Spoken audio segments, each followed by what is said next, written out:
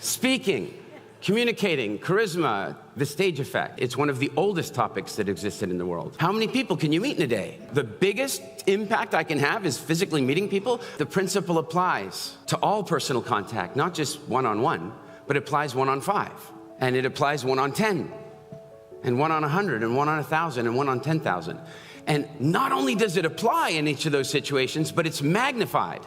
It's actually magnified. The more people that are in the audience, the more influence you have on the individual people that are in the audience.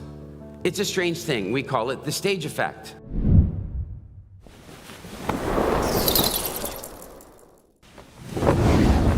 Good morning. After Gotham's speech, I'm feeling like Kool-Aid. Anybody want some Kool-Aid? All right.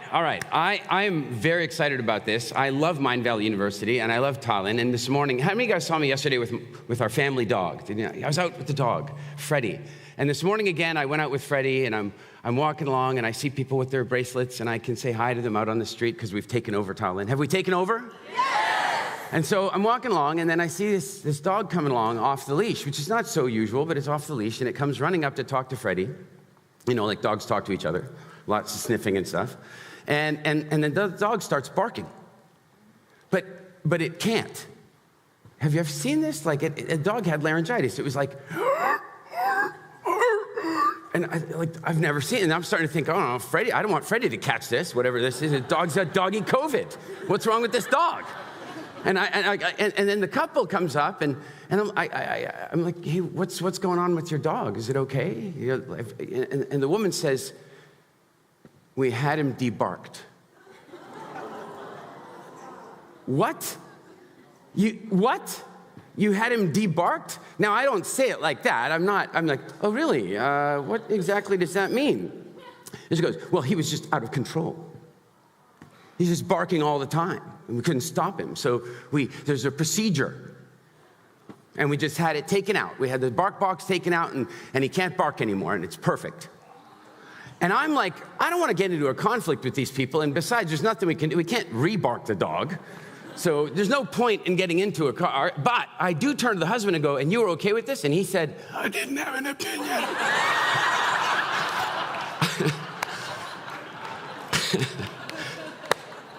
So, all right, speaking, communicating, charisma, the stage effect.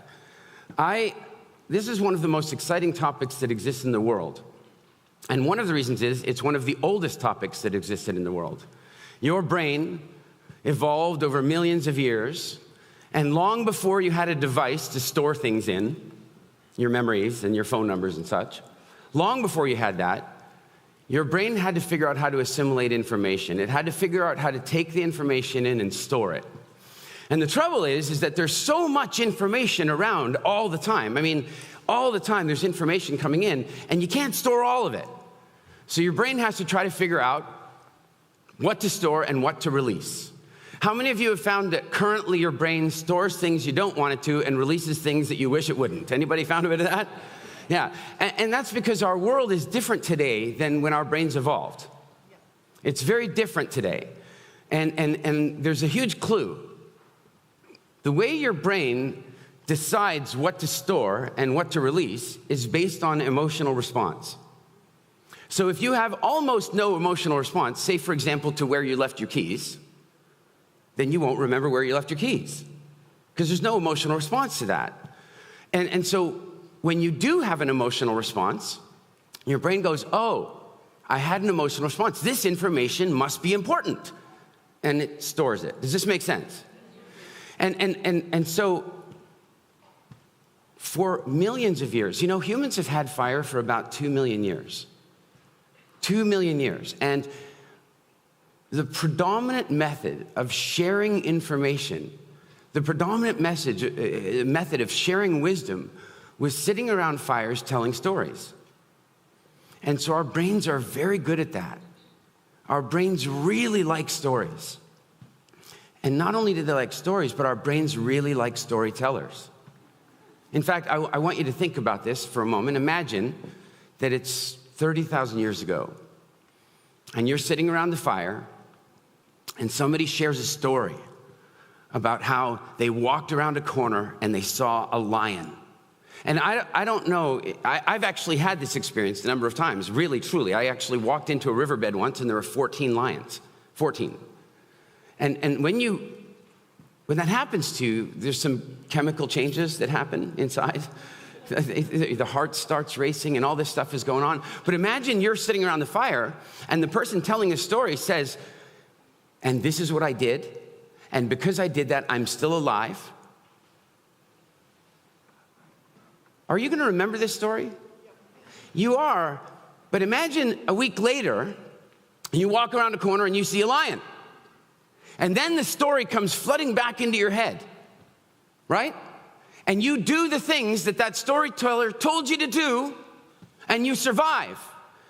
For the rest of your life, when you have a choice of whose fire to sit around, whose fire are you sitting around? His fire.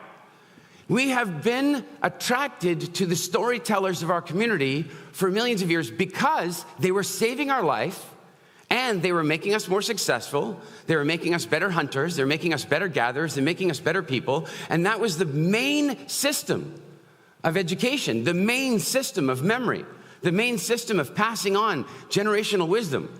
Our brains are very good at it. And so that's why today, in all the methods of marketing that are out there, there's all these methods of marketing, and they're all effective in different ways, and they now all can be measured in different ways. But if you measure all the methods of marketing by one metric, and that is memorability, by just one metric, memorability, then nothing creates a deeper memory than a powerful personal interaction, face-to-face, nothing. You can run your ad during Friends reruns for a month, and it won't have the same impact as actually having an emotional connection with somebody. Are you with me? Yes. And that is one of the most powerful things you could ever understand about business, about influence, about your social project that you want to get out into the world, except for one problem, and that is, how many people can you meet in a day? I remember when I first learned this, I was in business, and I was like, what, the biggest impact I can have is physically meeting people? I lived in England at the time. So if I wanted to drive to people, it was an hour to drive somewhere, an hour to drive to Birmingham, 2 hours to drive to London. How many meetings could I have in a day? 3? But then I discovered something else, that the principle applies to all personal contact, not just one-on-one, but it applies 1 on 5. And it applies 1 on 10, and 1 on 100, and 1 on 1,000, and 1 on 10,000. And not only does it apply in each of those situations, but it's magnified. It's actually magnified. The more people that are in the audience, the more influence you have on the individual people that are in the audience. It's a strange thing. We call it the stage effect. It's an unnatural magnetic attraction that somebody creates when they stand on stage, they put themselves at risk, and they share engaging, valuable content. And it is one of the most powerful things you could ever learn to take advantage of, except for one problem, and that is that prior to Mind Valley University, many of you went to other universities or other schools, and in those schools, what they taught you was public speaking is a terrifying undertaking. Is this true? Yeah. Right? They taught you that, and so they took away one of the most powerful tools you could ever have for making your life amazing by making us afraid of it. The stage effect is so powerful, and there's lots of reasons for it, but I want to give you a little formula. The formula kind of works like this. The stage effect is the result of the quality of your presentation times the number of people that are watching your presentation. And that's changed as well, because now it counts for views. Come on, doesn't it? Somebody sends you a video and it's had 23 views. Are you watching it? Depends on who sent it to you, right? If it was a very good friend and it had 27 views, all right. But if it was not a very good friend and it had 27 views, in the bin, yes? But what if it had 27 million views? I might watch that. You see, and it might cause you to be more engaged in it. And how about this? When there's a lineup outside the nightclub, have you seen that? Lineup outside the night, suddenly you're like, what's going on in there? I remember being in London once. Friends of mine wanted to go to this cool nightclub, and we got into the line. And we're in the line, and we're in the line, and we're in the line, and we're in the line. I hate lines. We're in the line. And then finally, they let the line go into the club. We got into the club, nobody in there. Smart. Because if we had just walked in and there'd be nobody there, we would have left. Now, the line attracted people, right? And then when we walked in, we'd been committed for half an hour in the line. We weren't going to just turn around and walk out. Smart marketing. I was walking in the streets of Amsterdam some years ago. And you notice Amsterdam, there's a lot of, I don't know why, but there's a lot of like munchy junk food around. I don't know what that's about. There's lots of sugary stuff and lots of greasy, salty stuff. It's like the people in Amsterdam have odd cravings for some reason. But there's chippies on every corner, little chip places everywhere. And with mayonnaise and cheese. I don't know what's going on over there. But here's what's really interesting. I'm walking along, and there's a chippy place right beside me. I am not incredibly tempted to go into the chippy place. But across the way, there's another chippy place. Friets, they call them. And I look over at the Friets place, and there's about 70 people in the line. And there's a sign that says, World's Best Friets. Now, there's a Friet place here, and there's a Friet place on every corner in Amsterdam, but this one has 70 people, and suddenly I really want to try these Friets. Like, there's something about an audience. Are you with me? So the stage effect has everything to do with the exposure you're getting, that is to say, the number of people in your audience or the number of people that are watching your videos, and the quality of the presentation. And the downside of that, of course, is that if you give a really bad presentation for a large number of people, it backfires, right? It's the opposite number. But when you even give a moderate presentation in front of an audience, you create the stage effect. And I'm going to give you some metrics for this. I want you to imagine that you have, there are two Erics, and one is terrified of public speaking and networking and all that kind of stuff and doesn't like doing it, and the other one does. And they both go to a business conference. And the one who's afraid of public speaking goes out and he meets lots of people, exchanges business cards, does his elevator pitch to meet as many people as he can. And the other one calls the organizers and says, hey, I'd like to do a 30-minute keynote, and I'm going to give this much value, and I'd like to do that at the conference, please, and gets booked. Now, at the end of the whole conference, who's going to have met more people? The one on stage. The one on stage is going to meet more people because right now I'm meeting, I don't know how many hundreds of you at once. And I can tell you that if I didn't come into this, if you didn't know who I was, and I tried to meet all of you the normal way, it would take ages to meet you, and most of you wouldn't remember me anyway because you've met tons of other people. Does it make sense? A week later, I'm calling you. Hey, you remember we met at the conference? No. Yeah, we were at the Starbucks, remember? And we talked and I gave you, no. You wouldn't remember that one. But imagine that the Eric who was on stage called you. Would you remember him? Hi, it's Eric. What? What's going on here? Right? The memory is much more powerful. Now, how about this? Let's say they're both business consultants. Which one are you more interested in hiring? Why? Because of the stage effect. Because the minute somebody stands on stage, the minute somebody stands in front of a camera and speaks confidently, congruently, and adds value to your life, they create credits with you. And that person suddenly becomes the one you want to hire. And not only is it somebody you want to hire, but it's somebody you will pay significantly more to do business with. I got off stage. I was speaking at a conference in Las Vegas, Nevada. It was with Tony Robbins. And I did a talk for about 2 hours, and it was super fun. I had lots of high energy. They were great. It was awesome. And then these guys came up to me, the line of people who want selfies and autographs and all this stuff. And these two guys came up to me, and they go, can we buy you lunch? Now, I know what that means. That means that they want something, doesn't it? They want something. So they go, can we buy you lunch? I'm like, yeah, sure, whatever. They seemed like good guys. I went and had lunch with them. And they were running a website that had 110 million visitors a year, all American. It was a purely American website, 110 million visitors a year. Phenomenal. And they're like, you need to come work for us. And I'm like, no, I really don't. I live in the Caribbean, you're in California, I'm not moving to California, not happening, I love where I am. And they go, no, you gotta come work for us. And I go, guys, I'm not coming to work for you. Now, I am not interviewing for a job, you understand. I just finished on stage and I'm getting a free lunch. They're trying to offer me a job.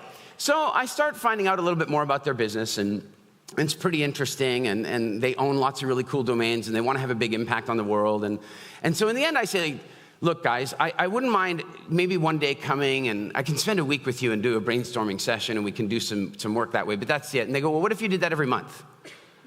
Like, you want me to fly to San Diego every month for a week? I'm not doing that. And they go, well, what would your rate for that be? You hear they're not hearing the no, are they? Like, they're just not hearing the no. And one of the things I've learned is that one of the best ways to say no is to raise your price. It's a great way when you're ready to say no, you just raise your price. So I did that. I said, well, they said, you know, what would the price for this be? And this is 15 years ago. And so 15 years ago, I raised the price. I said, oh, my consulting fee for the week would be $30,000. And I don't work Mondays and Fridays. I fly. I have family. I have to fly on the Monday and fly on the Friday. So for 3 days, $30,000. That was me saying no. And they said yes. And I guarantee you, had I showed up at their office the week before, knocked on the door and said, can I please have a job? They're like, no. But now that I've been on stage, and I made them laugh, and I made them think, and I added value, everything changed. Does this make sense? All right, now, here's the tough part, though. Some of you are thinking, yeah, but you're Eric. Right? That's what you're thinking. Yeah, but you're Eric. No, hang on a second. Who do you think Simon Sinek was before he was Simon Sinek? Okay, he was probably still Simon Sinek, but he was Simon Sinek with a couple less zeros on his keynote fee. Do you understand? He was going out, his keynote fee was about $30,000, and then he did a TEDx talk, and it went off to get millions of views, and it launched him in the most incredible way. Before that, he was just Simon. What about Brené Brown? Brené Brown, phenomenal social scientist, right? Giving great information, talking about the science of vulnerability, only without any vulnerability of any kind, and so nobody had ever heard of her. Yeah, nobody had really ever heard of her. And then, they had in the professional circles, which is great. It was good professional recognition, but it wasn't commercial recognition. And then one day, she got invited to do a TEDx talk. And she decided to change something with that TEDx talk. She didn't just talk about vulnerability. She spoke with vulnerability. And the audience loved it. And then she got home. She got home and she saw that the video got like 600 views. She's like, whoa, take that down. I shared some stuff I don't necessarily want out there. Then it was 6,000 views. She's calling, can you take the video down? 6 million views, 4 New York Times bestsellers. And I remember years ago, just at the beginning of this, I was helping organize a conference in Copenhagen. And we contacted Brené Brown's team. We got the dates cleared. She was available. Everything was good. Then we found out her fee. It was only $30,000, which I know that only $30,000 doesn't sound right. It seems like a lot of money for an hour and a half, don't you think? Seems like that. But, she was available. It was $30,000. We had the money. We contacted her to agree the $30,000. And she responded, no, I'd rather spend that weekend with my family. How many of you would like to just casually turn down $30,000? Anyone? Casually turn it down.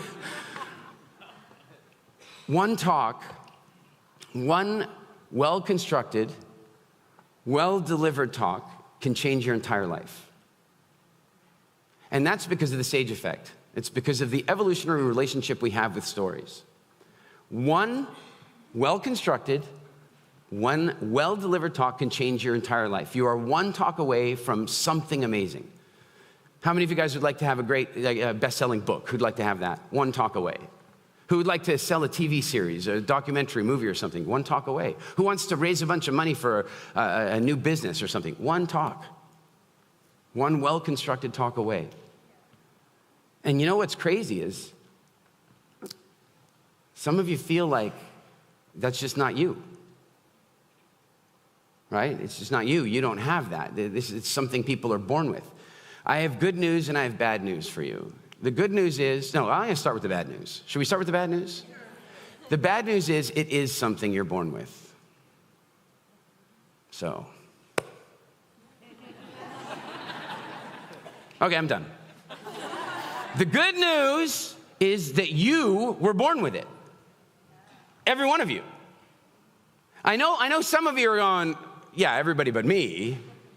Like you're thinking it's not you, but you were born with it. And I can prove this to you. How many of you have ever been on a plane with a 2-year-old that was afraid of public speaking?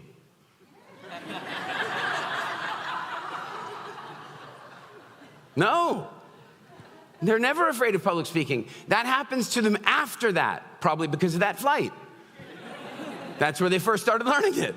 But the truth is, every one of you, and I want you to get something so powerful. I want you to understand this. If you would like to become a world-class golfer, and I'm choosing golf instead of tennis because for most of you, it's too late for tennis. Right? I mean, look, I remember 3 years ago, it was like, Roger Federer is getting so old now. He's so old. He was 34 when I heard that. So I found that a little soul-destroying, really. But I'm using golf because you could potentially go play on the Senior Pure. You could. So what would have to happen for you to do that? What are some of the things you'd have to do?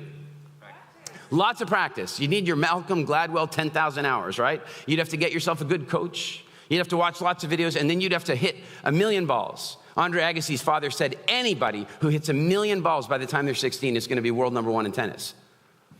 So if use the same principle in golf, you'd have to go hit 1,000,000 balls. And it would take you years and years and years. And the reason is that golf is not natural. It's not something that was innately born in you. I think it was a sport invented by Scottish parents who were trying to get rid of their children. Here, go hit this ball into that hole 18 times and then come back. It wasn't born, it wasn't, but communicating, public speaking, that's already inside you. That's in you right now. It always was. In fact, you even know that. You have a little voice going, no, you know it's true. Like, you know that it is. You know that there are times when you walk away from a conversation, you say, I wish I would have said this. That's that inner you who wants to communicate effectively. But the trouble is that somewhere along the line, people helped you become less comfortable with it. And the good news about it is that it can be turned on in a moment. So let me just back up for a moment. Do you agree with me that when somebody stands on the stage and they create value, they engage you, they entertain you, and they educate you, they inspire you, that person creates an unnatural magnetic attraction that makes you want to follow them, do business with them, invest with them? Is that true? Yes. Is it really true? Yes. Okay. So if that's true, how many of you would like to be able to do that more to make your business work, your project work, your social projects work? How many of you would like to become infinitely more powerful as a communicator? Okay, good. You're in the right room. I just want to make sure. Now here's the challenge, though. You all exist on a spectrum, and it is a spectrum of comfort with public speaking. So there are some of you in this room right now that are completely confident and completely comfortable with public speaking. Oh, look at that, I have a microphone. I could walk out into the audience with this microphone, and I could offer it to you. Now, some of you are looking at that microphone like, please don't. I know, some of you, if I walk too close, look, you can even see, eyebrow raised, like, you see what's going on? It's a terrifying thing. But some of you are excited about it. Some of you are terrified, and some of you are excited. And in the middle of all this is a word invented by the phenomenal Kirsty. She invented this word. It's called scariosity. By the way, as soon as she said it, I registered scariosity.com. I own it. And this is what it means. It means that you have enough curiosity that you want to do it, but you're also scared. Scariosity. How many of you have scariosity? Okay, now let's find out where you are on the scariosity spectrum. I want to know who here is unreservedly willing and excited to speak anytime right now. If I told you got to come 15 minutes, you would do it. Yeah. Check it out. Now, I will tell you, you are in unique company. I've never had that many hands raised for this number of people. No, I'm serious. You're in unique company. You are well done to everybody who raised their hands. Well done. Give them a hand. Of course, like 80% of them might have been students of mine, but that's a whole different, situation. So now, at the level below that, there are some of you who are like, not quite there, but if I told you that you could come and do 15 minutes on the stage tomorrow, that you wouldn't probably sleep much tonight. You'd be kind of weird, like scariosity, nervous, excited, but ultimately you would want to do it and you'd be happy to do it. Where are you? Who's in that category? Look at that. Looks like about half. Again, very solid, very solid. And now there's another level of you that are below that level where it's like, if we asked you to do it, you would immediately find your mouth drying up, your stomach beginning to twist a little. You might still be tempted to do it, but you would be feeling a bit nauseous. You're a little off. Who's in that category? All right. Now there's another category, and that's like, hell no.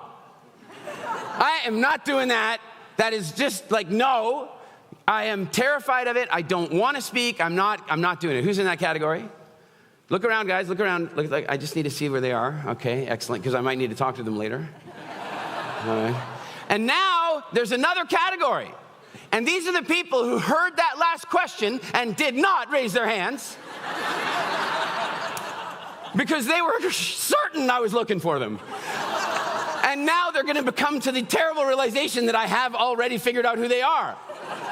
Some of them are sitting lower in their seats now, wishing they weren't here. Oh, I should have been to that other session. All right. Now, the reason I want to talk a little bit about this is that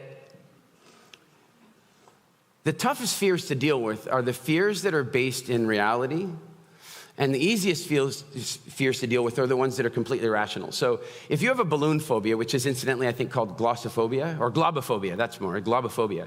If you have a balloon phobia, it's an irrational phobia. There's no need to be afraid of balloons. I'll tell you exactly what happened to you. You were about 2 years old, you went to a party, somebody put a balloon in your face and it popped.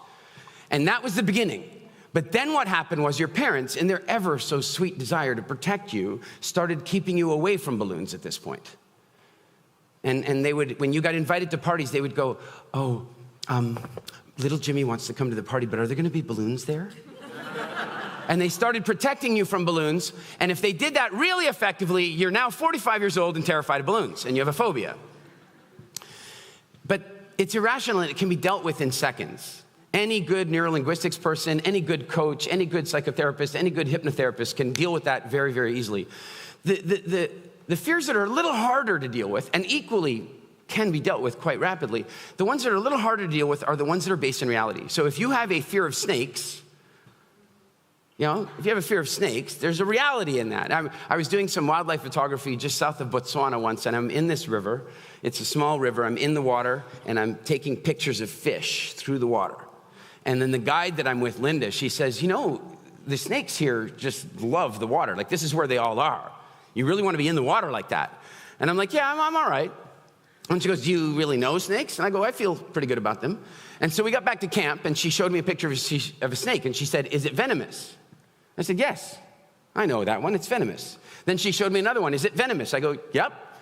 And she showed me 3 or 4, yep. She showed me a bunch, and then she showed me another one and said, is it venomous? I go, yep. And she goes, no, it isn't. And I go, yeah, but if I think they all are, I'll be all right. I got it under control. She said, okay, good system. Good system. But the truth is, there's a benefit in being afraid of snakes.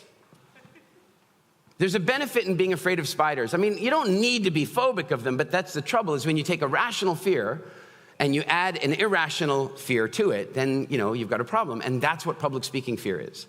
You see, one of the reasons that you have a fear of public speaking is that on some level, what you're actually afraid of is ostracization. You're afraid of being kicked out of the cult. You're afraid of being kicked out of the family or what have you. It's not real. It's not really going to happen to you. But on some level, for a long time, if you misspoke, if you said the wrong things, then you could create that kind of break in your social connections. That's the rational part. The irrational part is everything else that happened after that. And I'm going to give you an example. In school, this is a very important parenting thing that we're going to talk about right now. I want you to hear me about this. And I don't consider myself to be any great parenting expert, but I do have a 25-year-old son and a 5-year-old girl, and now I have 2 teenage stepdaughters. And so I think I have a perspective on parenting that most people don't ever get to have. Raise one fully and start again. Fascinating experience. So I want to share something with you about this with parenting. Here's a very important understanding. Children don't understand sarcasm. They don't understand sarcasm, and they don't understand your adult jokes and your adult humor. They don't understand your adult lessons. They will begin to in time, but initially they won't. Children are very literal. So when you say something to them, they take it quite literally. I'll give you an example. I had terrible self-esteem issues as a child. This is how that happens. My father looks like, Paul Newman. He's got the nice light hair and the icy eyes and all. And my brother looks like him, so they've got that sort of Paul Newman, Brad Pitt thing going on over there. And then there's this. Then there's this. And so my dad, would take us out and introduce us to people, and in an ironic sort of twisted humor joke, he would introduce us and go, "This is my son Eric, and this is my son Nick, the good-looking one." It was meant humorously. Every adult understood he was just self-congratulating himself. That's it. Every adult knew it was a joke. But the one person who didn't know it was a joke was me. That was my father. I mean, he wouldn't lie. It's the truth. Children don't understand sarcasm, and children don't understand your adult lessons. So if school teachers understood this a little better sometimes, most of us wouldn't be so afraid of public speaking, because here's how it works. If you are a school teacher, how many school teachers do I have here? Okay, please, I'll bet you guys already know this, because you're in this audience, I'll bet. But if you're a school teacher, when you ask, having done a huge lecture on the War of 1812, and you ask, what was the captain's name who stopped the American invasion of Canada? What was the captain's name? And you ask everybody to raise their hands. What are you really looking for? You're not looking for the kids who raised their hands. You're looking for the ones who didn't. Do you understand? You're looking for the ones who didn't raise their hand, because what you're seeing is that if you got 90% hand raises, you've done a great job, the lesson is in there. But if you only got 10% hand raises, something's not right, and either the kids aren't paying attention or you haven't taught them effectively. Does this make sense? Now, what if you've got a child? I mean, I don't know if any of you were like this, I'm sure not, but every now and again there was a child who was looking out the window, not paying attention, dreamy. Anybody know children like that?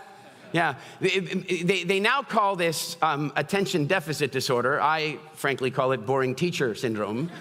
You don't have that here at Mind Valley University, luckily, but I definitely was like that as a kid. And so I would sit in my desk and I would hear the lesson the first time and I would get it.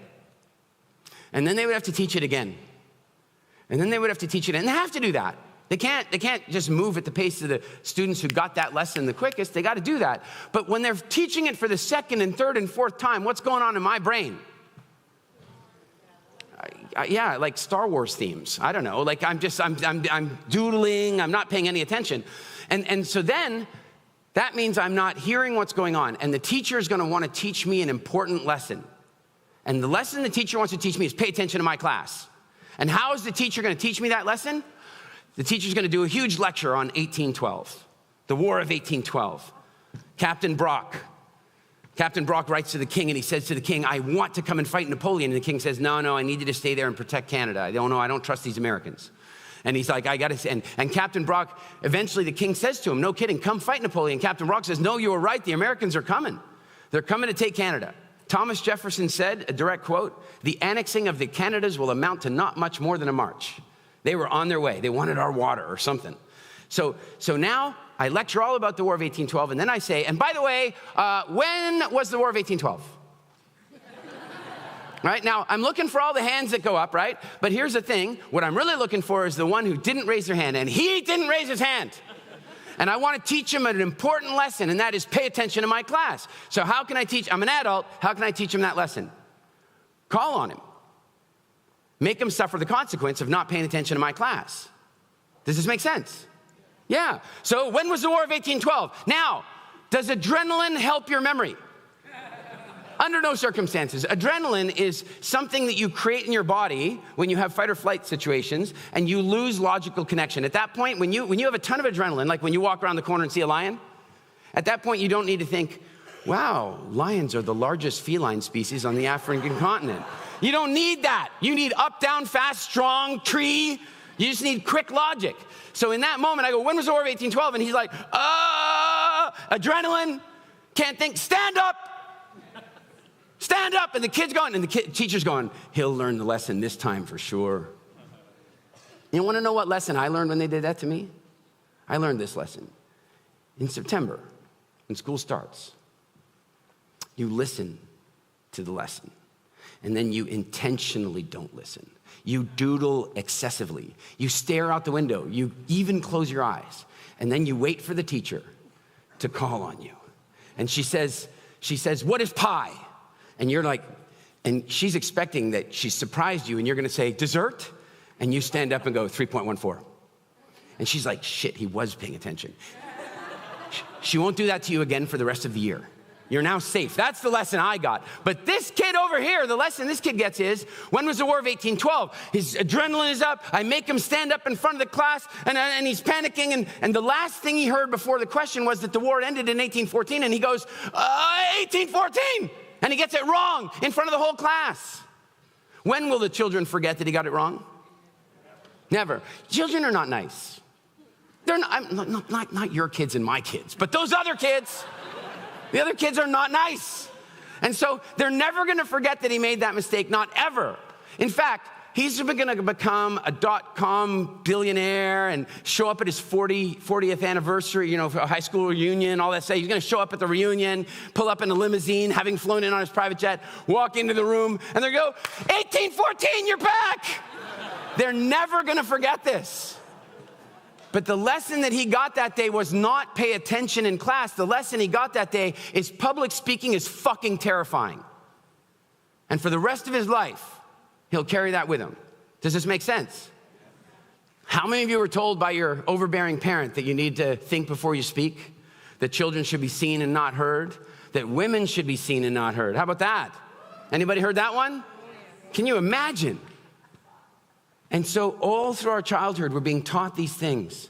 And so we end up becoming less and less comfortable being ourselves, and less comfortable with public speaking, less and less comfortable with communication in general. And that is what leads to you walking out of a party or walking out of a meeting and thinking to yourself, I wish I had said this. I wish I could have said that more effectively. And the reason I want you to hear me about this is that it can be turned back on. You do not need, like with golf, to spend the next 10 years learning. You have it inside you, and it can be activated in a moment. It actually can be turned on in a second. That internal charisma, the internal ability to tell stories, it can be turned on very quickly.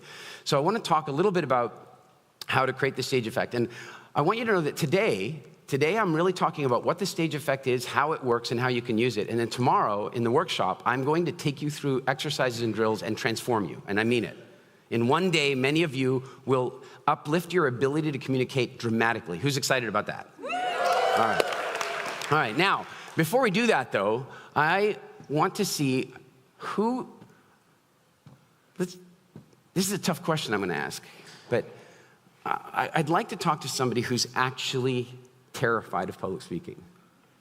I mean it, and I know this is a terrible thing to ask you because I'm asking you, basically, like, who's terrified? I'm just making the fire. Who's afraid of fire? I'm just making the fire here. Come on up. I know it's a tough question, but I want to know who is really terrified of public speaking and tired of living that way. Who is terrified of public speaking and tired of living that way? Okay, can I have mic runners, please?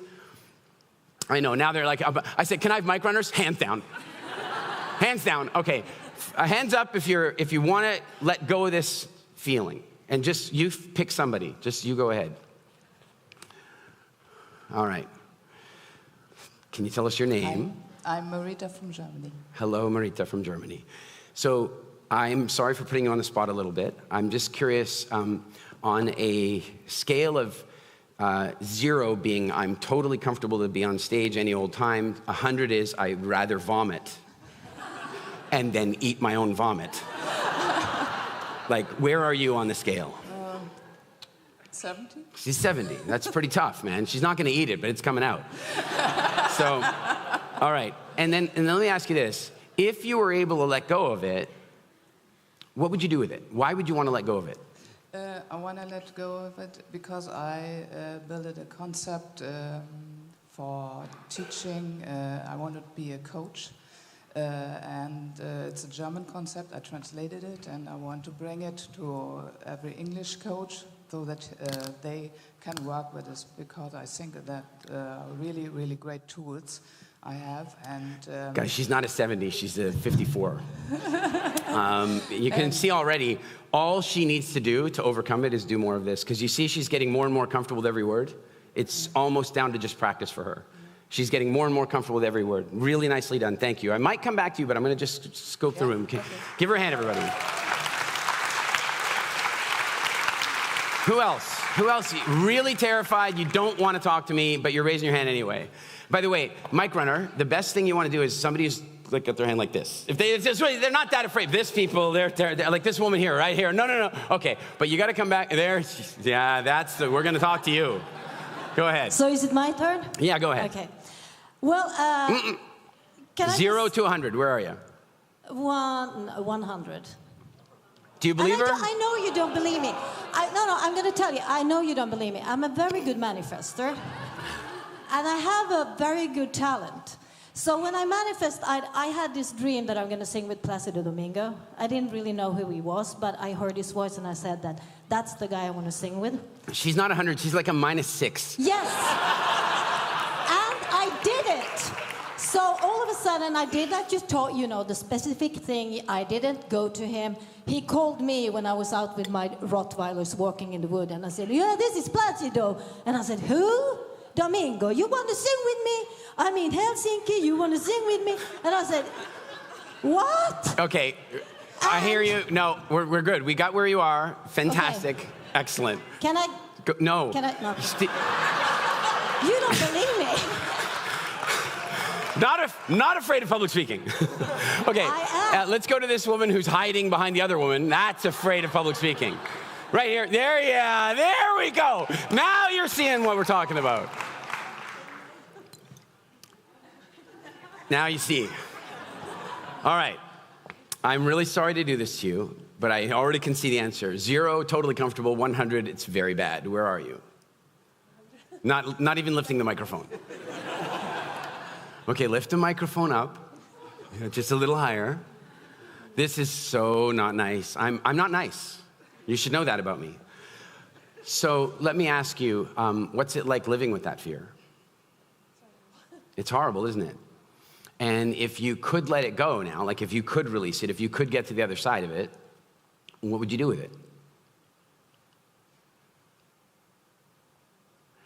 Now you're talking. It's so bad for her that she can't even see the possibility. Do you understand? She can't even see the possibility. But you know what the crazy thing is? She wouldn't have raised her hand if she wanted to keep living with it. So she has what we would call debilitating scariosity. She's trapped. She wants to overcome it, but the fear is so much. And right now, she's pissed off with herself for raising her hand. True? She is. She's not happy about it. So I have a really important question for you. Do you want to let it go? Now? With me? Are you willing to come up with me and do that? Give her a hand, everybody.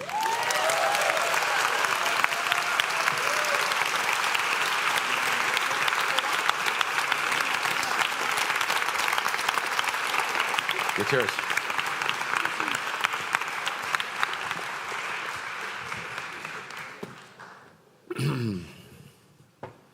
I first of all want to really congratulate you for even this, because I know exactly how this feels for you. Can you tell me some things you'd rather be doing right now? Like a root canal? Yes. With no anesthesia? Yeah. Yeah. I've had one of those. It's not nice.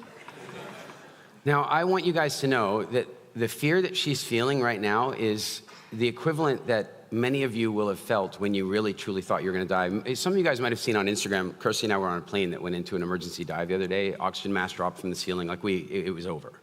And she's feeling right now the way Kirsty and her daughter felt on that plane. It's not rational. She's not going to die. On the plane, we might have died.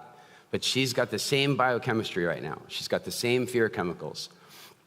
Can I ask you, do you remember a time when you felt comfortable to talk? When you felt comfortable to communicate?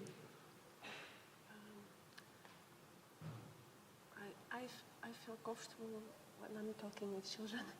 She feels comfortable talking with children.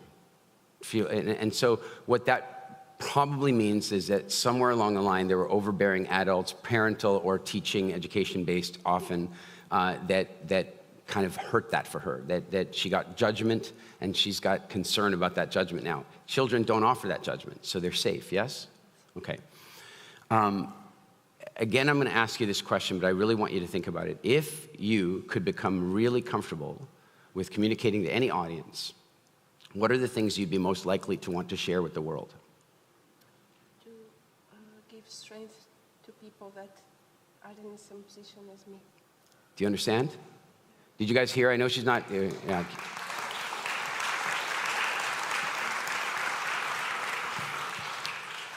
Vishen and I are members of an organization called the Transformation Leadership Council. It was started by Jack Canfield, and the members are people like John Gray and Marianne Williamson and most of the cast of The Secret and so on. And we often joke at our meetings that what all of us ended up doing is we basically took our most significant dysfunctions and turned them into businesses. It's what we did.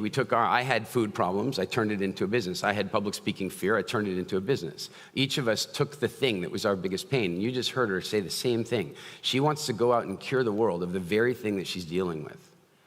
Ironic, right? So, if you put a little trust in me, I think we can do it. And I'm not saying we're gonna get you to zero, but I'll bet you that we can get you a long way there. Are you up for it? Okay, let's come over here. Give her a big hand.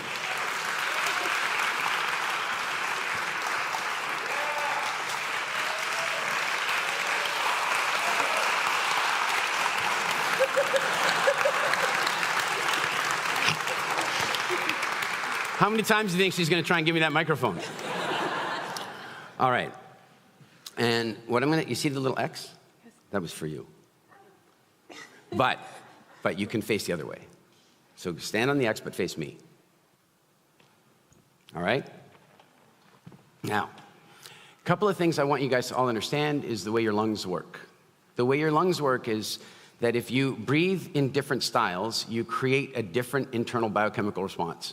If you breathe in the very top of your lungs, where you have a lot less of those little hairs that pull oxygen out, you actually slightly starve yourself of oxygen, and that causes you to create stress chemicals. This is why, if you do walk around the corner and you see the lions, you take one sharp breath and then you stop breathing.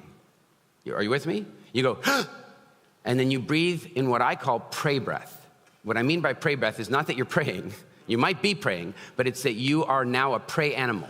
You don't want to be heard, so you're breathing quietly in the top. And while you breathe quietly in the top, your body gets the message, oh shit, there's danger. And so the more you breathe shallow like that, the more danger you feel like you're in. The minute the plane, 2 days ago, the minute the plane went into the dive, the minute the oxygen mask dropped down, the first thing I started doing is deep breathing. Calm, deep breathing. Then I put my shoes on, because I'm gonna need shoes. I saw Bruce Willis in Die Hard. Barefoot is bad. It's not good. And then I realized that you're not allowed to take your bags off the plane and stuff in an emergency landing. So I immediately went and got the passports, I got my phone, I put them all inside my vest. That's called rational thought. That's not what most of the people around me were doing. But I was deep breathing, so I was getting all the adrenaline out. Are you guys with me? So the first thing I'm gonna ask you to do is to actually breathe, because she stopped doing that about 10 minutes ago. So can you breathe? No. All right, I'm gonna help you with it. So when my hand is up here, you want me to hold that for a second? You okay? You guys, do you understand 100? Do you understand when I say that it's the same for her as being on a plane, that the same fear is there? The difference is it's irrational. Is anybody here, I'm just curious, anybody planning to kill her? No? It's like the hitchhiker, and the hitchhiker's driving along, and he pulls up, she is driving along, she picks up a hitchhiker, and the hitchhiker, they're talking, small talk, and then the hitchhiker says to her, gee, I'm amazed, as a woman that you pulled over and picked me up on the road like that. Like, what if I was a serial killer? And she goes, what are the odds of two of us?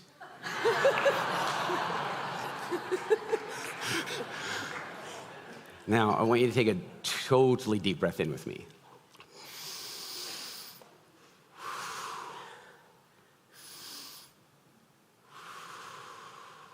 Slower. Which kids do you like to talk to the most? What age?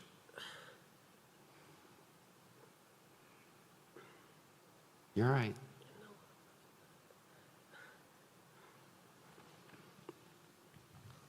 What age do you like to talk to the most? Younger ones. Like 6? I have to do that on Friday. I'm terrified. They're making me go and they're putting me in the room with children. Like seriously. And then they want me to talk to children about food. I think they're going to throw the food at me. What do you like to talk to kids about? Fun things. Fun things? Okay. I want you to try something with me. I'm going to stand behind you. And you see the wings? Are they wings or eyes? Vishen, I never knew. Depends on what you draw around them. All right. So I want you to look at the wings. And at the same time you're looking at the wings, I want you to not look at my fingers, but I want you to notice them. Can you notice my fingers?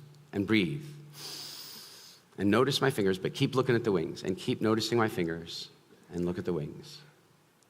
There you go. Keep noticing, breathing. Okay, hold on. That's not breathing. That's definitely not breathing. Just take one deep breath with me. Look at me. You're okay. Everybody loves you.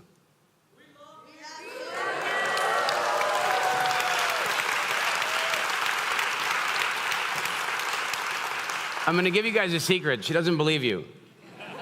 No, she doesn't. This is a weird irony of humans. The more nervous you act, the more sympathy you get, and the less sympathy you believe in.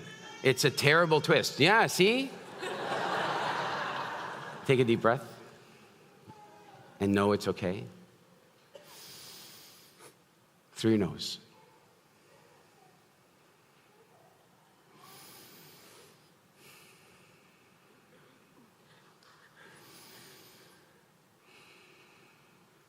I have to tell you, when I see this, and I see it a lot, it makes me angry because somebody did this to her.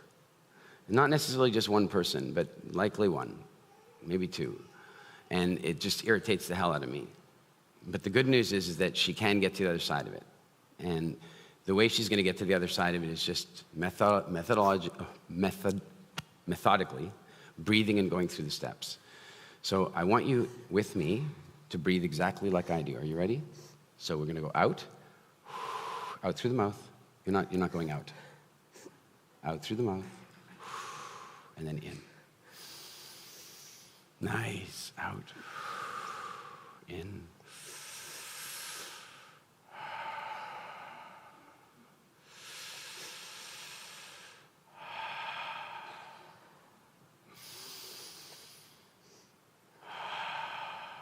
Now keep doing that, and then look at the wings, and notice my fingers. And keep your awareness on my fingers even as they're out to your peripheral vision, and keep breathing. Keep breathing. Calming. Eyes open. Notice my fingers. And then I want you to take your awareness and just bring it through the whole room. I want you to feel the walls on the side of you. I want you to feel the whole room behind you. I want you to feel the love and the intention that people hold for you. You feel the breathing's better? Breathing nicely. Now, you've got a group of kids in front of you. What's the best vacation they should ever take? Where should they go one day on a vacation? To the beach? Is there a particular beach? They can't hear you, the kids over here. They can't hear you. So just hold it right there and tell the kids about the beach. These kids. What's the best beach for them to go to? Well, I know one where I grew up. Yes? And there's lots of space, and when it's low tides, it's really nice. It's like little swimming pools. And what if they're afraid of the water? I could take them to the water. What would you tell them about the water? There's no reason to be afraid. Yeah? And how much fun could they have? Lots of fun. Lots of splashing if they don't want to go in. Yeah? And where is like the best vacation you've ever had? The funnest trip you've ever been on? Yeah. Here? What's been best? Have you been here the whole time? No, just this week. Don't you wish you were here the whole time? Yes. I do. So what's been best about this week? Everyone can be just who they are. Everyone can be just who they are. Does that include you? Yes. Yeah? And what's that like? It's liberating. It's sorry? The microphone's a little far from your mouth. I can't.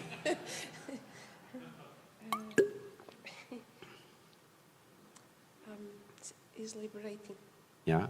Can you tell me what's one of your favorite sessions that you've been to here so far? Not this one. 1-star rating right here. I can see it coming.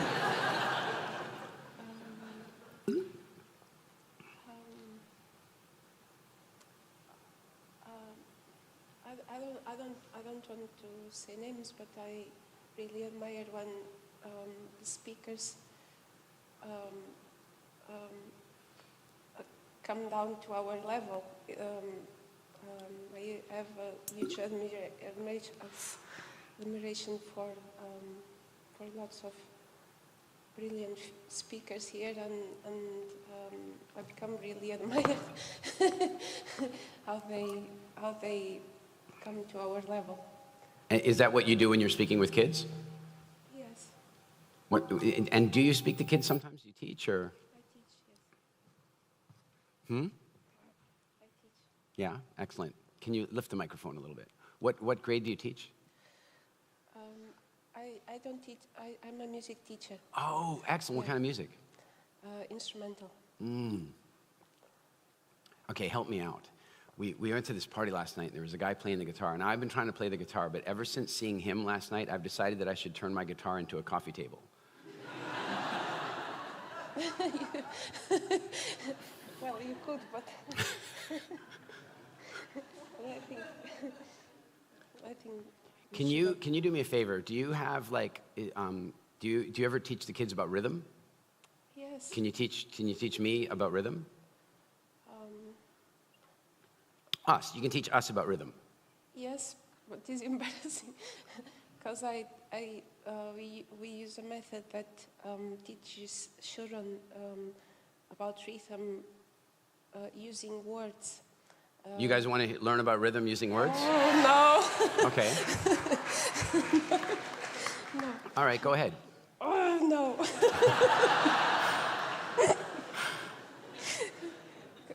Just me. No. No, Okay, just start it. You don't have to do the whole thing, but just give us a start so we get a sense.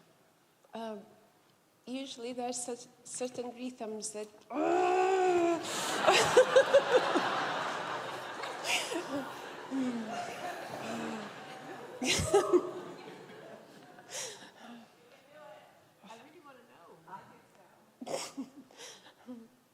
How many of you would go away feeling very empty if she didn't share this with us?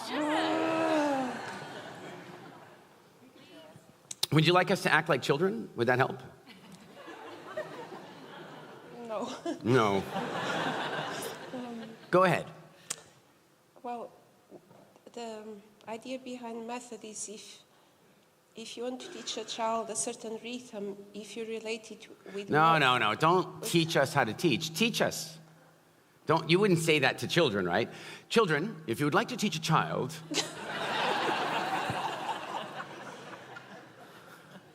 We are children. Teach us. She's not kidding. Okay, so if... So you have to copycat. Yeah. Okay, so there's different ones. The basic ones you can learn. One of them is if you are willing to clap. So if you clap. No, not like that. Copy after me. So if I do. Thank you. Oh no. No. No, you don't have to hold it. He'll hold it for you. It's okay.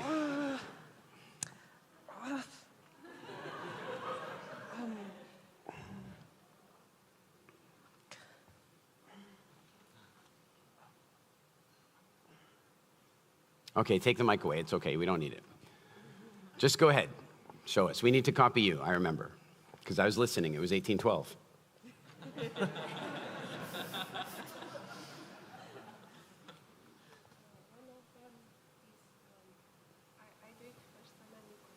Okay.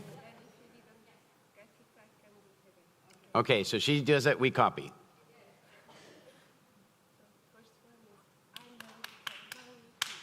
I'm a little monkey. That's awesome. Yeah, please. I'm a little monkey. Thunderbolts of lightning, very, very frightening. And then this rhythm can be, you can find it in lots of different music. So then, without you noticing, you actually see, oh, actually this rhythm is I'm a little monkey. or when you see it written down, then you identify it as a pattern, and then it's like a pattern like Give her a big hand, everybody.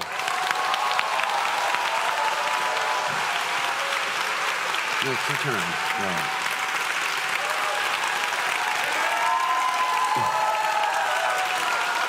Really, like, nice charisma, really good energy. You gotta let go of this stuff. It's not right. I don't care who did it to you.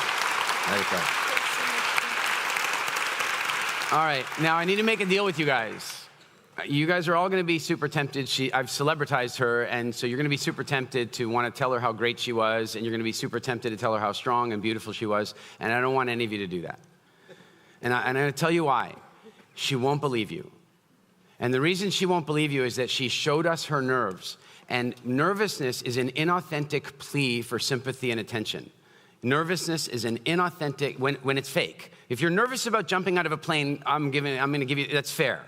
But when you're nervous about this type of thing, it's an inauthentic plea. We learn to act nervous to get more feedback.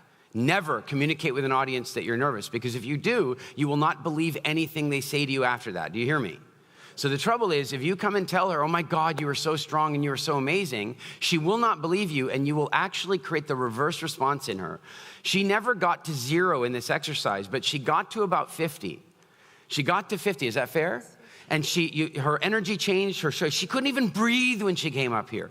But if you really want to support her, then you don't make a big deal out of it for her. If you're talking with her and she brings it up and she asks you for your honest opinion, then you can offer it. But I don't want any false platitudes, and unfortunately, anything you offer right now will feel like a false platitude to her. Does this make sense? You have an agreement?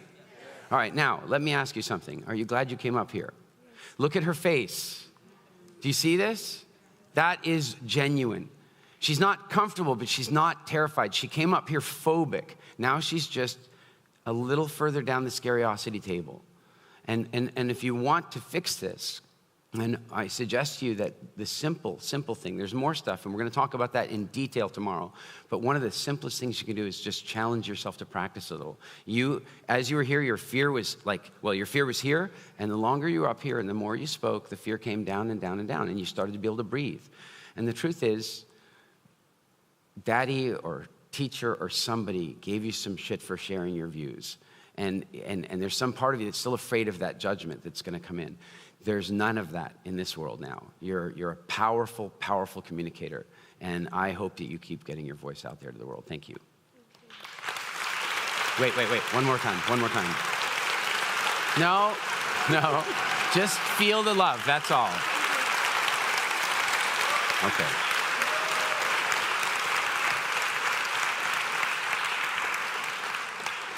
That's bravery. Bravery to be even willing to come up here and face that and spend that time with me. And I want you to know that every one of us that has any nervousness, you might be thinking, well, God, I thank God I'm not that. If you have any nervousness at all, you're on that scale. Because you shouldn't. If you're prepared, if you know your stuff, there's no reason for you being nervous about this. And I want to tell you a little bit about this because it was controlling my entire life. It was controlling my entire life. I was so terrified of public speaking that if you came up to me and you said, Eric, can you come do a talk for my team or my organization on Friday? And you said that to me on Monday. On Monday, I would tell you, hell no. That's not going to happen. Then I would be unable to eat until your event was over on Friday. I already said no. But the nervousness was so locked inside me that until your event was over, and there's a clue. There's an incredible clue in this. Why was I still nervous? Why was I unable to eat, even though I'd said no? Somebody's got it. Why? Because they may call again, that's possible. Because I wanted to. Because I had scariosity. On some level, I wanted to. And the thing I was most afraid of is that I might say yes. That's what I was afraid of. That's what I was terrified of. And my dad called me one day. And my dad is a member of Alcoholics Anonymous. I know I'm not supposed to tell you that, like anonymous, but he tells everybody. So I think I'm allowed. And my father calls me at work one day and he says to me, Eric, it's my birthday, my AA birthday. You know, the way it works in AA is every year that you've been sober, you get a chip and a cake and all that kind of stuff. And it's his AA birthday. And he says, Eric, it's my AA birthday. Would you please come and give me my cake? No, why not? I'm busy. I haven't even told you what day it is. I'm still busy. I'm not doing that. No way am I doing that. No way. Why? Because he goes to a very big meeting. There's like 200 people. No way am I doing that. I was so terrified. Put the phone down. Calls me back. But Eric, please. And he does this every day for a few days in a row, like just calling me every day. My sponsor's out of town. My best friend is out of town. You've got to do it. You're the best one to do it. No way. Not doing it. And he goes, Eric, come on. It's not like it's a big one. And I, what do you mean? And he goes, well, it's my 13th. It's not like a 10th or the 5th or whatever. You know, those are the big ones. And in my head, at that point, I suddenly think, man, you just don't understand sobriety. How could 1 year of sobriety be more important than the other just because it has a round number? I don't understand that. I was like, what? And in that moment, I thought, well, if I was going to give you your cake, I'd have a thing or two to share with you about sobriety. And then my mouth goes, I'll do it. Whoa! And he hung up.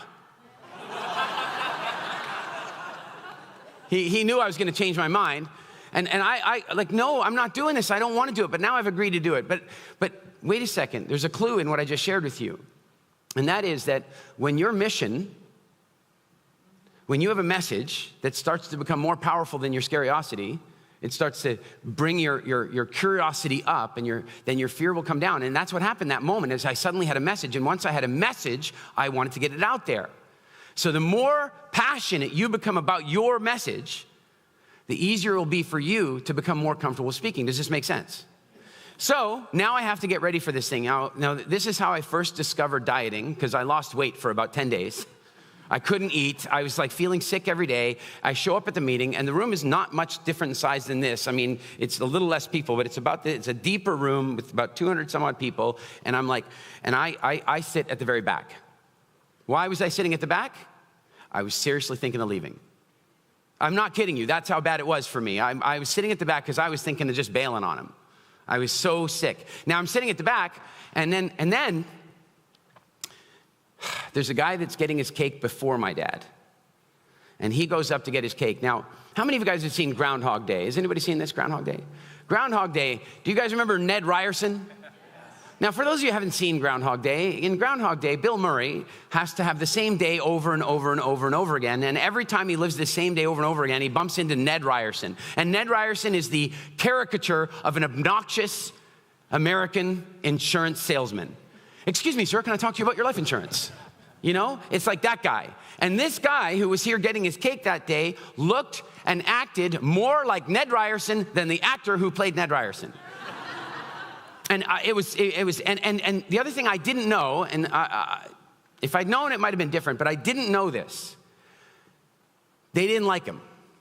The group didn't like him. And that's very unusual at an AA meeting. It's a brotherhood and a sisterhood and a family. It's very unusual, but here's why they didn't like him.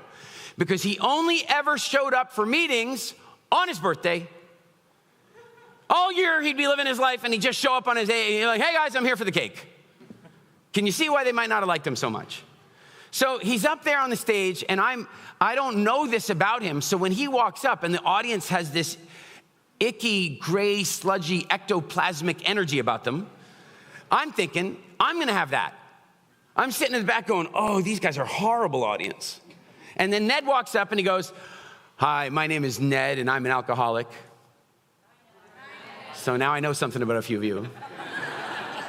Hi, my name is Ned and I'm an alcoholic. Hi, Ned. And he starts his talk like this. He goes, wow, guys, it's so good to be here. I just got back from LA. Anybody here been to LA? This is not how AA meetings work. You don't work the room. Has anybody here been to LA? You don't go and talk to boost your own significance. The audience is cringing at his lack of rapport. Has anybody been to LA? And this one woman, nobody raises their hand. I mean, they know this is out of context. This is not how you speak. But this one woman, her hand raises by itself. No, I saw her hand and she watched it. What the hell are you doing?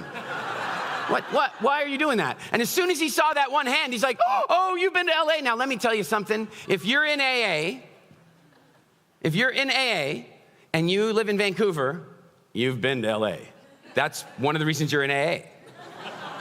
You've been to LA. Everybody's been to LA. But this one woman's hand, he goes, oh, you've been to LA. He goes, well, I was visiting my brother, and my brother, he lives in this, like there's a 7-Eleven, and he lives upstairs, and if you go onto the back balcony, and you just go out over the back balcony, you can see the Hollywood sign. What are you doing? Like, the audience hates him. By the way, I'm sitting at the very back over there, and I'm sitting amongst a group of guys. It turns out they're all airline pilots. I don't know if this is good news or bad news. But I learned something about airline pilots.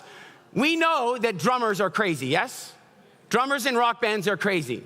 We know that about them. Goalkeepers in hockey and football, they're crazy. But the third crazy is airline pilots. They're a little crazy, and they're back there, and they're making comments about Ned. They're saying shitty stuff about him, and I'm sitting with them, and I'm next on stage. And I'm like, I'm sitting, I'm seriously thinking, my body's going, all right, take it up to the top of the neck.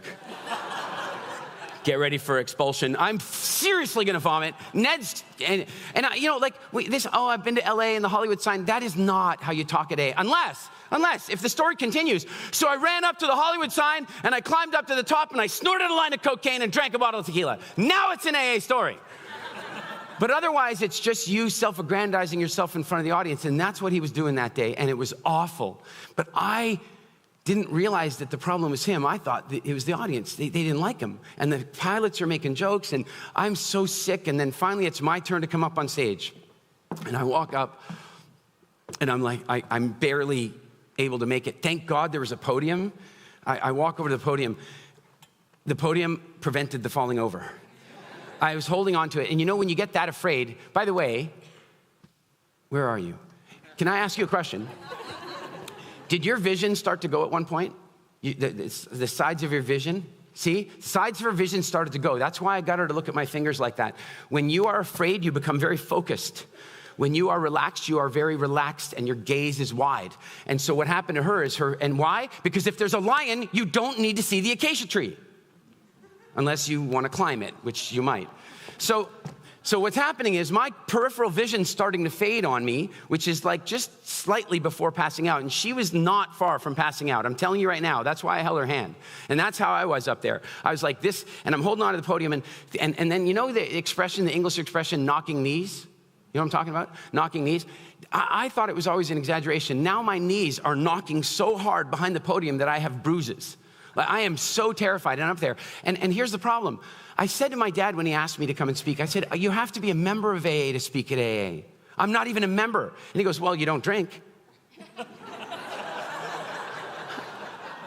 Once again, I don't think you understand Alcoholics Anonymous very well. It's not for people who don't drink. It's for people, I mean, you've got it backwards. Now I feel like drinking. I'm telling you right now, 2 shots of tequila, I would have been fine.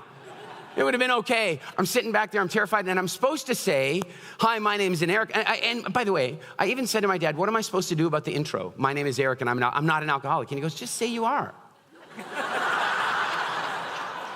But I'm not. And he goes, yeah, but again, you don't drink, so no. I'm not lying to this group of people. So I'm standing up there, and I'm behind the podium, and I don't know where this comes from, like weird, stuff's flashing in my head, and suddenly I see, like, I feel like I'm in a courtroom drama, like the old Perry Mason, or the old, those old courtroom dramas, and I'm standing up there, and I'm freaking out. My dad's sitting down here. Hi, my name is Eric, and my father's the alcoholic.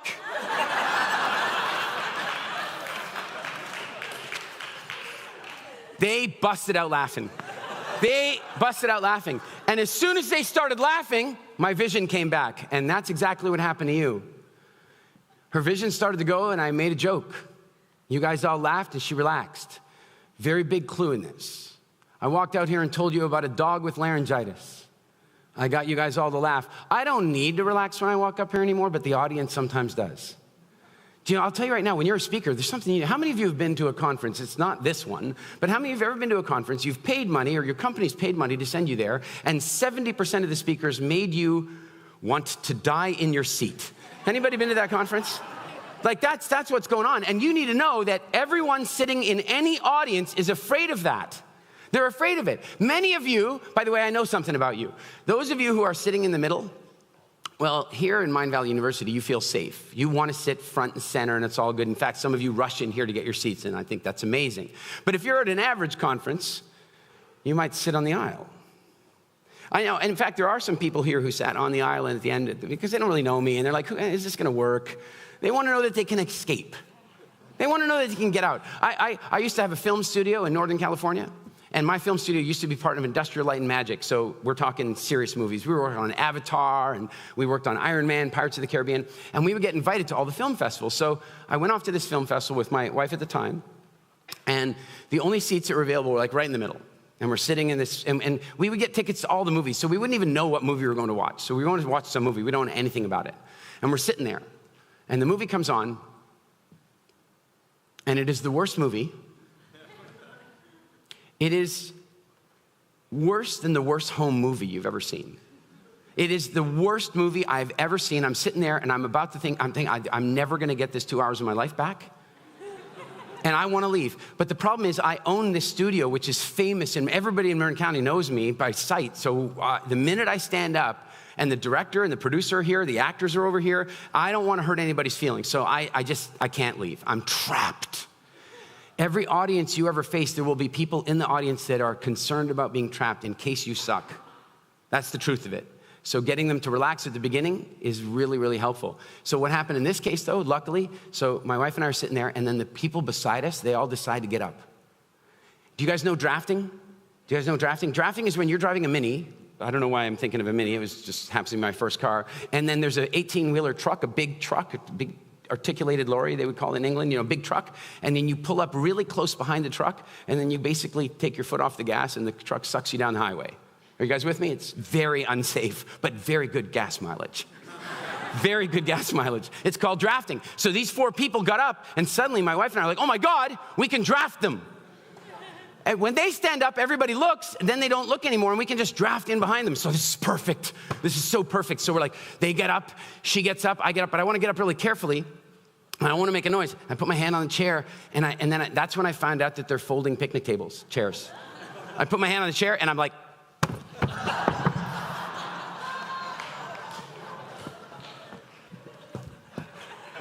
I hold my hand up so my wife could lift me up. She's gone. Now everybody's looking. I'm lying on it. It was horrible. Every audience that you will ever face is a little afraid of that type of thing, getting trapped in the middle. Does this make sense? So in any event, I do this, hi, I'm Eric, and my dad's the alcoholic, and I get a laugh, and immediately I get that laugh, I start feeling better. And so I share my message, and I say, listen, the truth of the matter is, I don't want to be here. I'm terrified of public speaking. I hate this. But when my dad called me and said to me that I should come and do this cake because it's his 13th year and not a big one like the 10th or the 20th or the 15th or something, I said I needed to come here and say something to all of you. And that is that there's only one day of sobriety that is more important than all the others, and that is day 1. Day 1 is the most important day. But after that, in my opinion, as the child of an alcoholic, as the brother of an alcoholic, as the employee of an alcoholic, I had them all around me. My message is that every single day of sobriety is just as important as the other one. I don't care if it's your 10th year, your 13th year, your 3rd year, or your 27th day. They're all important. This was my message. This is a good message. I was very passionate about it. And then I said to them, by the way, not only is my father saved by this program, alive because of AA, not only that, but how about my boss? My best friend, I said, even my brother, he was in the program by the time he was 19 years old. It was that or death. I said, even my brother who lives in Tokyo. I go, has anybody here ever been to Tokyo?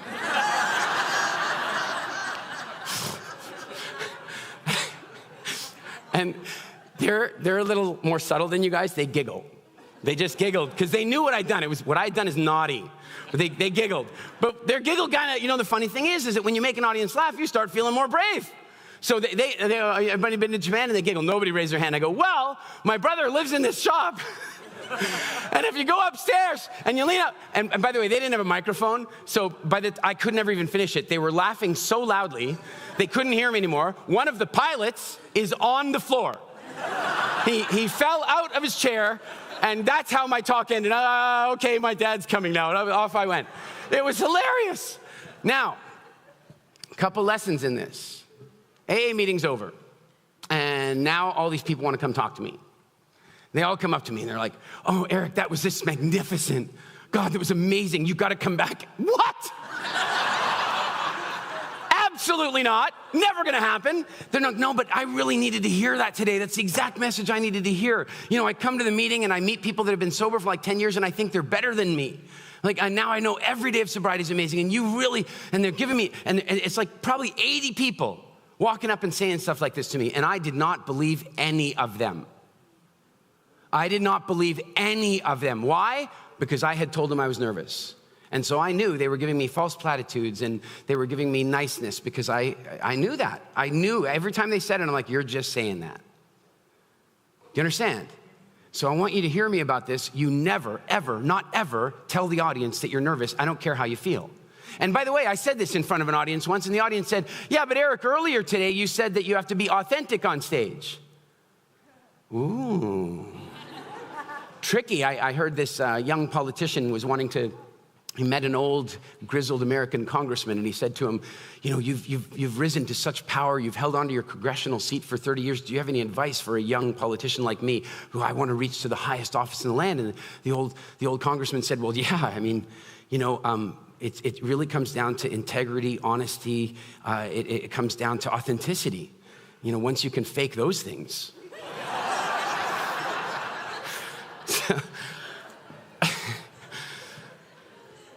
I didn't believe any of them. I didn't believe a single one of them. But then all of a sudden, I'm kind of done, and I'm in shock, and it's all over. And then all of a sudden, I see Ned Ryerson. Ned starts walking over to me. And I'm starting to feel bad about what I did. I made fun of him in front of everybody. And I sometimes when you're on stage, you kind of get carried away. And and he's walking over, and I'm going, oh, man. And he walks up to me, and he goes, Eric? He goes, I don't come here enough. But if the talks were like that, I would. He said, that was one of the best speeches I've ever seen at an AA meeting ever in my life.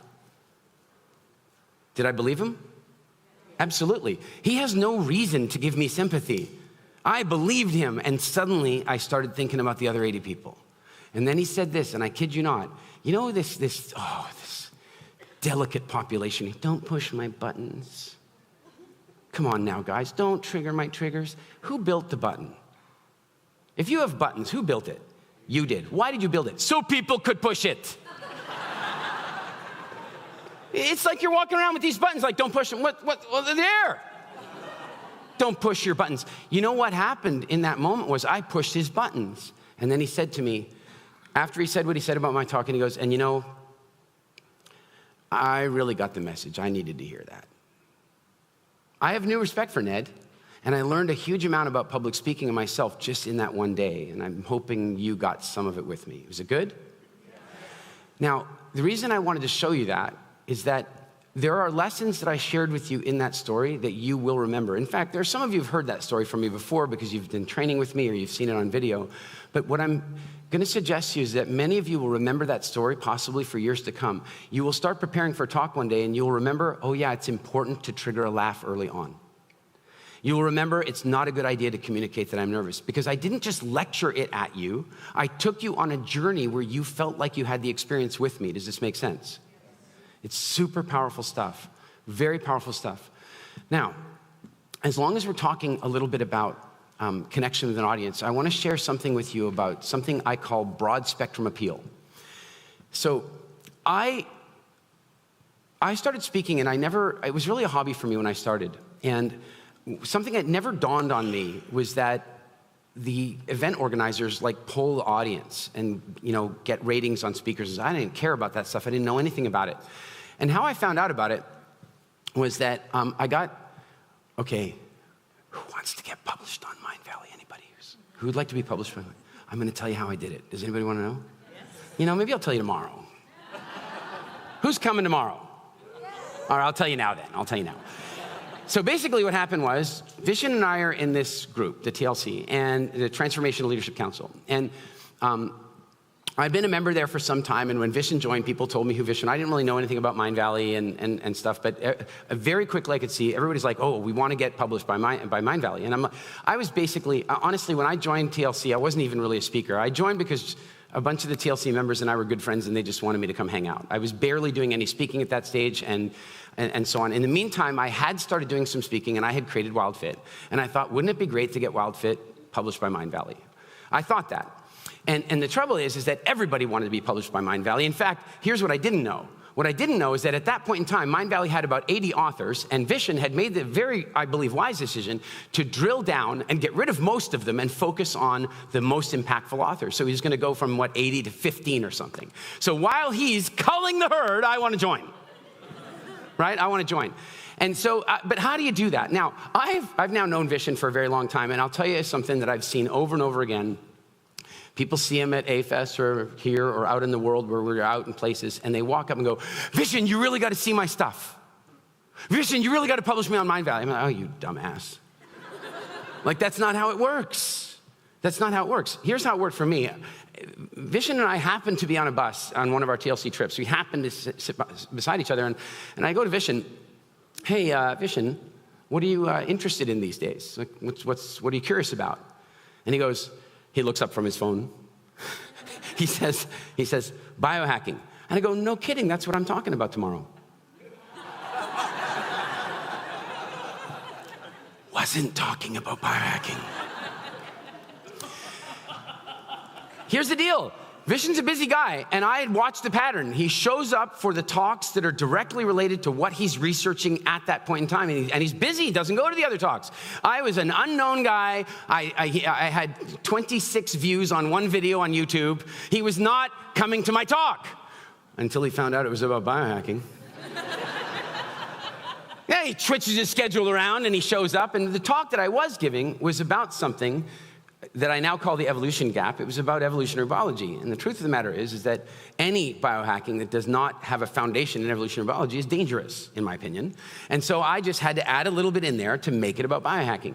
Vishen comes along and he comes to the talk, and the minute I walked off the stage from the talk, he goes, you gotta come speak at A-Fest. Interesting? Right? One step at a time. So I go to A-Fest.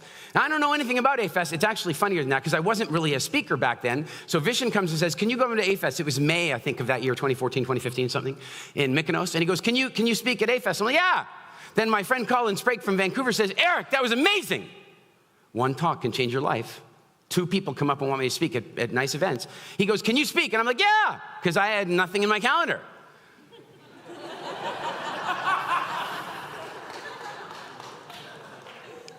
So I had just agreed to speak in Mykonos and Vancouver on the same weekend. Yeah, awesome. I don't know if you guys, I don't know how geographically, I'm assuming most people in this crowd are pretty geographically aware. I don't know if you've seen this, you're walking around America and you ask Americans where Canada is. If I were the American guy, I'd ban that show. That's embarrassing. But here's the thing. I finish off in Vancouver, and I've booked the flights and stuff, and I'm going to make it, but I'm not going to be at all of A-Fest. I can't, and that's usually the culture. As a speaker, you go for the whole thing. I don't know any of that. So I finish off in Vancouver. I don't have time to stay for anything. I can't stay for selfies, pictures, nothing. I quite literally come off the stage. Security clears the path for me. I run straight to the limousine, off to the airport. 3 flights later, I land in Mykonos. I land in Mykonos, and Mia, who knows Mia? Mia, the phenomenal host of A-Fest is, well, the technical term for it is she's losing her shit because she can't find me. And I need to be on stage, and I've just arrived, and she can't find me, and then we kind of find each other on Messenger, and then we don't know each other. And she walks up to me, and she goes, when did you get in? I go, I don't know, like 20 minutes ago. From Vancouver? Yeah. You're on stage? Yeah. Why are you so calm? Well, because I'm calm like that. I just don't do that. I'm pretty laid back. And we started talking about that stuff. And I told her about this one time when, and you guys will hear the story in detail tomorrow, but I told her about this one time when I was on stage with a producer and they kept changing my time clock while I was on stage. And I told her about that. And now here's the thing. She's from New Zealand. And if you know anything, every culture has their, you know, like those of you who are from Scandinavia, you know, Jantala. Right? You shall not think you're special. You know, every country has that. Well, in Australia and New Zealand, it's called tall poppy syndrome. So if you're too full of yourself, you got to cut him down to size, right? So now at first she calmed down. Now she's thinking, this guy's bragging. This guy's bragging. So now I go out on stage and I deliver my talk and she messes with my time clock while I'm up there. I don't know if she added 5 minutes or she took 5 minutes off. I don't remember at this point, but I still finished dead on time. I finished dead on time because when you're a speaker, you finish dead on time. You never run over time. You might think that the audience is your client, but you're not my client. I love you, I care about you, I'm here to deliver to you, but my client is Mindvalley. And Mindvalley's given me a schedule, which means I need to stick to that schedule. So she messed with the clocks and I adjusted it, and I'm gonna teach you how to do that tomorrow, where you can finish on time every single time without even a worry. And I finished dead on time. That night at dinner, I'm sitting having dinner and I'm kind of like in the A-Fest, and it's quite a community. I mean, Gotham's little cult jokes earlier, like A-Fest, that's like, I thought they were gonna start serving Kool-Aid. I really did. We're having dinner, and then Vishen comes up to me and he says, Eric, we had some complaints today about your presentation. I'm like, what? I've never heard those words in my life. What are you talking about? And he goes, people are saying we didn't give you enough stage time. So can you go up again tomorrow? Now, something you need to know. If you want me to talk for 2 or 3 hours, my preparation time is about 5 minutes. Quite literally. If you want me to talk for an hour, I need 15 to 20 minutes. You want me to talk for 30 minutes, you want me to talk for 20 minutes, I need a week. Do you understand? The more compressed it is, the more focus I need to have. I'm doing an 18-minute talk in Germany in front of 4,000 people in about a week. I am working on that. I got to get it down. You have to choose the words. Got to understand it. Now Vishen says, can you do a talk again tomorrow, another 20 minutes? I have 24 hours and an A-Fest party. No, I have 12 hours and an A-Fest party. And Vishen's taking 20 minutes out of his own presentation to give it to me. And so I go home and I use the formula, which I will share with you tomorrow. I use a formula and I create a talk. And about 3 weeks later, Vishen calls me and he says, Eric, I'm really, really glad that we invited you to A-Fest. He says, you know, we poll all the clients, and he says your talk was the second highest rated talk of all of A-Fest. And I want you to know something. There were phenomenal speakers there. I felt and I was like, I tried to say thank you, and then he went, shut up. I went, what? And he goes, and your other talk, he says, your second talk, the one you made up the night before, that one was number 1. He says, you pushed me to number 3. And that was the first time that I became aware that that was going on. And you know, it makes sense, but I started thinking about that. I started thinking about it from the perspective of what we call broad spectrum appeal. How do you get broad spectrum appeal? How many of you have been to a talk where you can see some of the audience is really in and some of the audience is totally not in, right? My goal when I go on stage, no matter what the topic, is that 99% of the audience is going to have a good time. Whether the information is perfect for them or not, they're going to have a good time. Does that make sense? So there are some powerful tips for making that happen. And one of them is the effective use of stories. Story is everything. Story is everything. There's a reason that movie studios will spend $200 million to entertain you for 2 hours. It's because you like stories. And by the way, you think you like original stories. You don't. You just like the same stories told in original ways. Basically, I'm going to tell you a story. You tell me what story it is.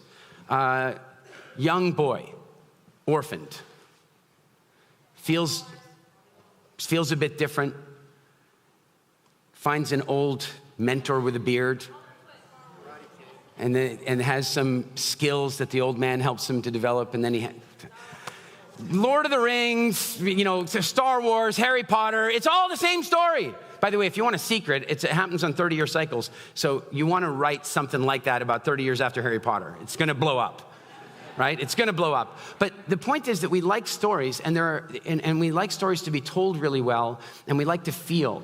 And so I want to give you a little bit of a clinic on stories, and then tomorrow I'll go much deeper into storytelling, and we'll actually do some exercises that'll blow your mind. So how many of you guys know Janet Atwood? Does anybody know Janet? Janet is a dear friend of mine. She's also a member of TLC. She wrote The Passion Test, New York Times bestseller. She wrote The Hidden Riches, and she's just a phenomenally interesting woman. And she and I were doing an event in Copenhagen, and she came up to me after I came off the stage, and she says, "How do you do that?" And I said, "What?" She goes, "That." Janet, what? That thing. Which thing? What thing are you talking about, Janet? She goes, "That thing where people sit on the edge of their chair and they let their bladders fill up and they won't leave the room and they don't look at their phone. That thing." And I go, "Oh, that thing. Oh, that." And then I said to her, "Do you really want to know? Do you really want to know?" And she goes, "Yeah, I do." And why did I ask that? Because don't coach people without permission. Are you with me? It's very tempting to coach people without permission, but don't do that. So I asked her, "Do you really want to know?" She goes, "Yeah." And I said, "Well, I tell stories." She goes, "But Eric, I tell stories." And I go, "You know, Janet, you do, but there's a style of speaking that is like reporting, and there's a style of speaking that's like storytelling. One way to think of it is you're in a helicopter and you can tell a story from very high up, or you can drop down into the detail of the story. When you're high up, you can pass over time quickly, but you don't create an emotional connection with the audience. When you're down low, you can create the emotional connection." She goes, I don't get it. And I go, "All right, you know the story you told about how you ran away from home and you from San Francisco and you went up to, or from LA and you went up to San Francisco, and this is in the middle of the hippie movement. She's in Haight-Ashbury, in the middle of Milk and all that stuff that was happening in the 60s. She ran away from home, and she told the story on stage. But I said, the thing, Janet, is I want to tell the story back to you. Can I do that?" She goes, "Yeah, please." And I go, "Okay. I just need to ask some questions." And I asked her a few detailed questions. And then I said, "The car that you got in when you left the job you were in, that car, what kind of car was it?" She goes, "I don't know. It's a long time ago. I don't know." I go, "Okay, no problem." And I go, "Let me tell you the story." So I ran away from home when I was about 16 years old. And I went up to San Francisco because I heard that that's where it was happening. All the best music, all the best drugs, everything was best in San Francisco. So I went up there, and I got there, had a little bit of money, and I met some really amazing people. But you know, I ran out of money, and I couldn't find work, and I was like kind of couch surfing, and I didn't have places to stay. And then I got into these awkward situations where I'd like go out for a meal with my friends, and I wouldn't order anything because I didn't have any money. And then the worst thing would happen. At the end, one person would pick up the whole bill, and I knew I could have eaten. I knew. And then one day, my friends had, the friends that were left, because you start losing friends when you live like this, and the friends that were left, they called me and they said, "We got you a job." And I was so excited. They got me this incredible job, and I went off to go do this job, and I got there, and I went upstairs, and I sat at my desk, and I got the training, and I hated it.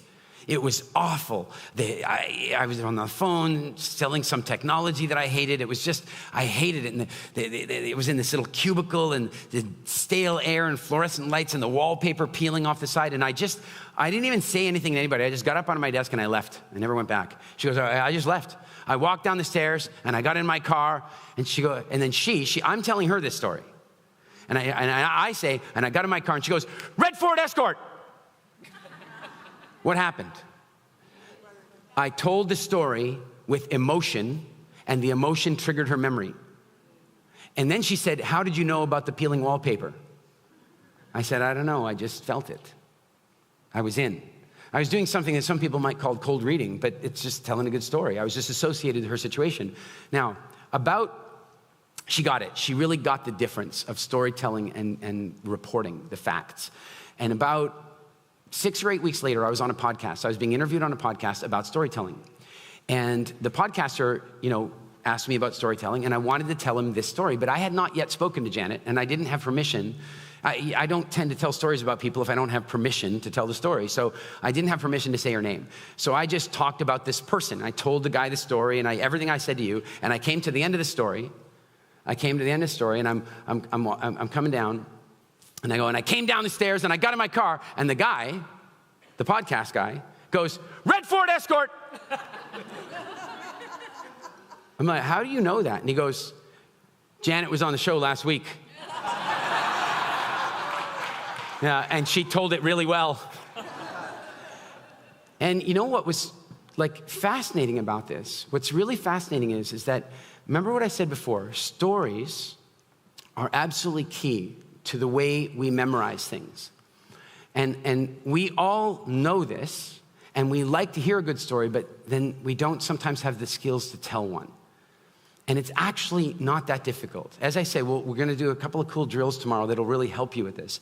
But I really want you to remember, if you are designing a talk, and you look at the talk and you put a pie chart together, if that talk is less than 70% stories, it's gonna be hard for you to hold the audience. Now it's different, there are different environments. There are times when you already have tremendous rapport with an audience. For example, when Vishen at the end of A-Fest does a wrap up of what's going on in Mind Valley, everybody's curious about what he's talking about. He doesn't need to pepper stories in every single detail of that. He's already earned the rapport with you. But if you're going off to speak at some conference where you've not earned that rapport with the audience, stories give you that opportunity. Does this make sense? How many of you guys have seen Ken Robinson's TED Talk, the one on education? It is the #1 watched TED Talk, or at least it was, 60 some odd million, I don't even know, it's huge.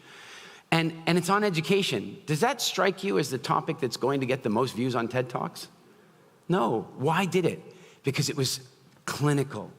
It was perfect.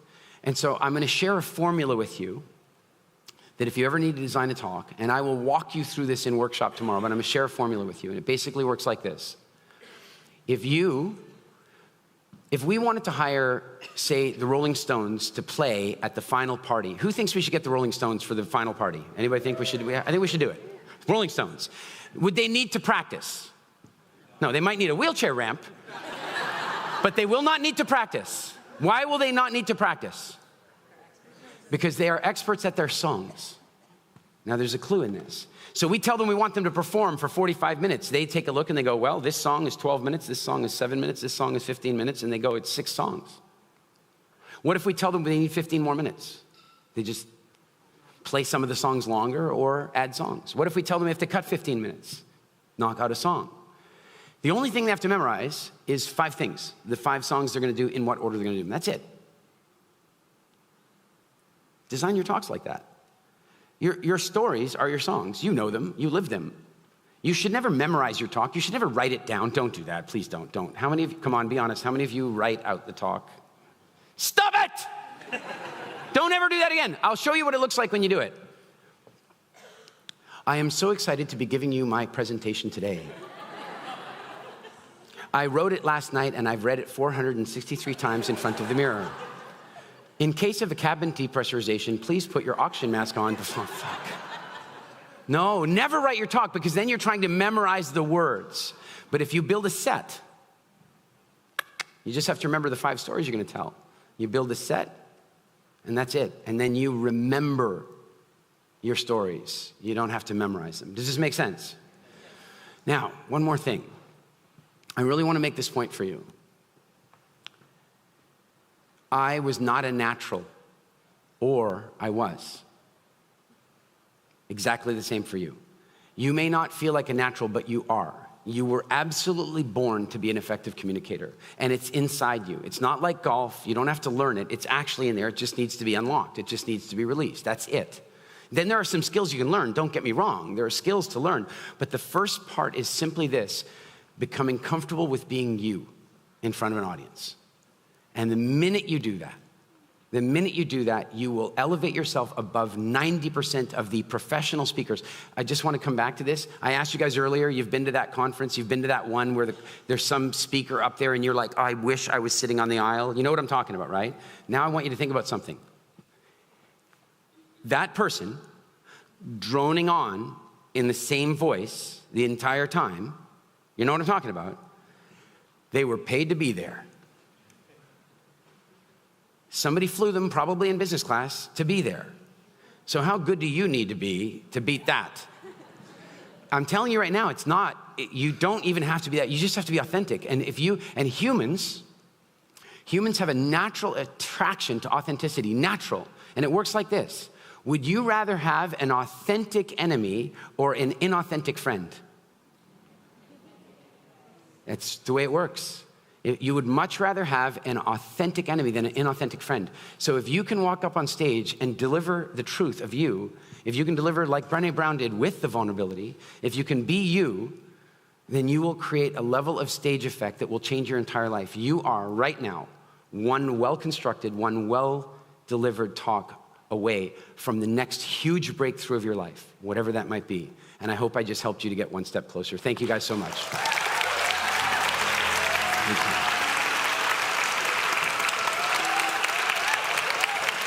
Thank you. Thank you.